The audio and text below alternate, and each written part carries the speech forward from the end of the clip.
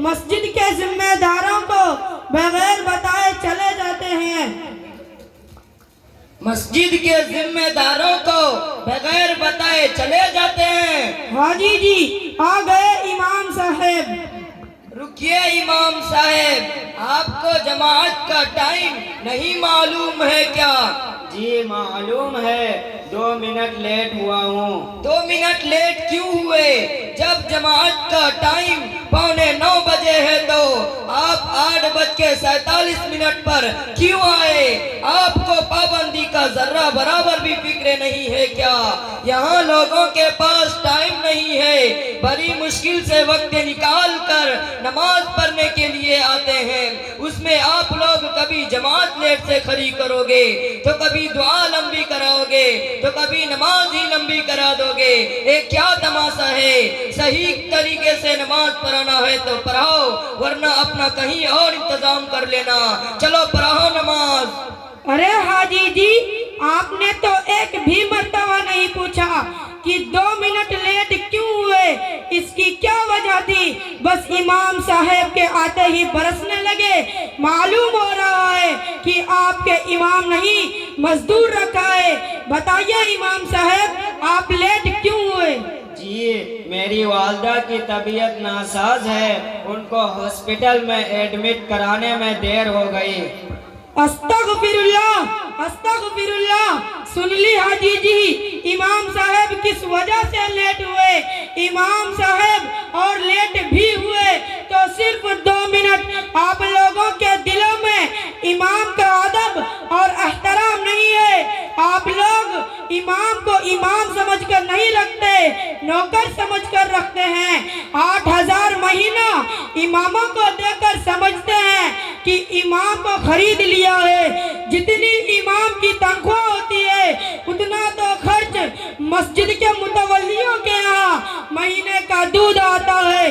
حاجی جی آپ کو شاید پتہ نہیں کہ مسجد سے افضل امام اور مؤذن ہوتا ہے۔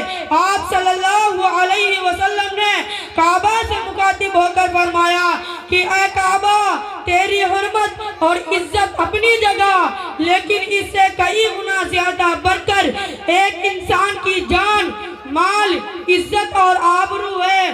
اگر کوئی انسان کو نقصان پہنچائے تو کعبہ ڈھانے سے زیادہ بڑھ کر ہے۔ آج مسلمانوں پر جو حالات آ رہے ہیں یہ علماء کی خون چوسنے، ان کا ادب اور احترام نہ کرنے کی وجہ سے آ رہی ہے۔ آپ صلی اللہ علیہ وسلم نے حضرت اسود سے مخاطب ہو کر فرمایا کہ تجھ سے زیادہ عزت والا ایک مسلمان ہے۔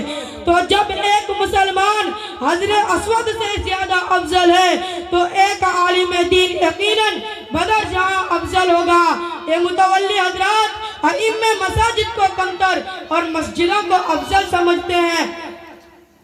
تو جب ایک مسلمان حضرت اسود سے زیادہ افضل ہے تو ایک عالم دین یقیناً بدر جہاں افضل ہوگا۔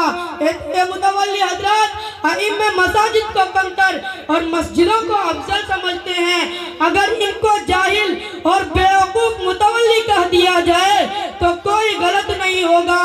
اگر مسجد کی کمیٹی کے پاس کچھ بیلنس بڑھ جائے تو ان کی سوچ و فکر میں بس یہی ہوتی ہے کس طرح سے اس پیسے کو پیشاب خانہ یا بیت الخلا یا اینٹ گاڑے مٹی میں لگا دیا جائے، چاہے ان کو کوئی چیز بنی بنائی توڑنی ہی پڑے، مگر ان کے ذہن میں یہ نہیں آتا کہ امام یا مؤذن یا مدرس کی تنخواہوں میں اضافہ کر دیا جائے۔ ہندوستان کے مدارس اور مکاتب کے ہزاروں ائمہ کرائے کے مکانوں میں یا مسجدوں کے حجرے میں رہ کر زندگی گزار کر دنیا سے رخصت ہو گئے، مگر ان فرعون صفت ممبران مساجد کو ذرا بھی ترس نہیں آتا۔ ہاں 2 منٹ لیٹ ہو جائے نماز میں تو امام صاحب کا خون چوسنے کے لیے تیار رہتے ہیں، موقع ڈھونڈتے رہتے ہیں کس طریقے سے امام پر اپنی حکومت چلائی جائے۔ ایسے ممبران مساجد کو دھیان رکھنا چاہیے کہ حساب و کتاب کا دن اور اعمال تولنے والی ترازو ان کے لیے بھی ہے۔ اللہ تعالیٰ سے دعا ہے कि हम लोगों को अपनी उलमा की कदर करने की तौफीक अता फरमाए। आमीन। डॉक्टर साहब, मैं बहुत शर्मिंदा हूँ, मैं अपनी हरकतों से मैं बहुत शर्मिंदा हूँ। मैं अपने इमाम और सारे उलमा की कदर करूँगा।